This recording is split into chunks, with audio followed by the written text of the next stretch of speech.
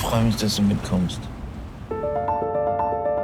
Guck mal, da sind Gänse und da ist Teich. Und hier ist so ein richtig gutes Plakat. Heimflug statt Migrantenflut.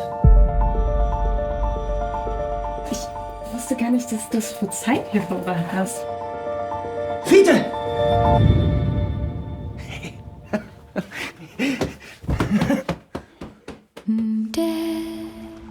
Was machst du hier?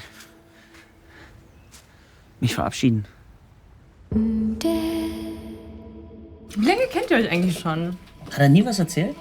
Was soll ich erzählen? Wir waren beste Freunde. Oder? Was ist denn ein Tattoo? Ja, das sind Koordinaten. Und da kommen meine Eltern her.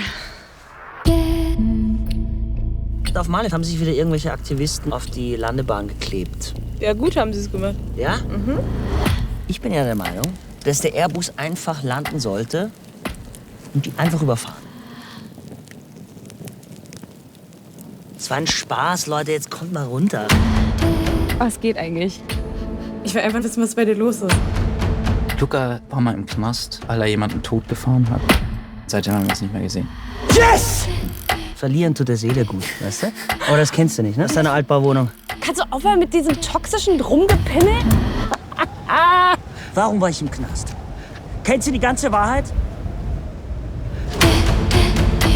Das bist doch nicht du! Natürlich bin ich das! Verpiss dich doch in deine heile Weltbubble!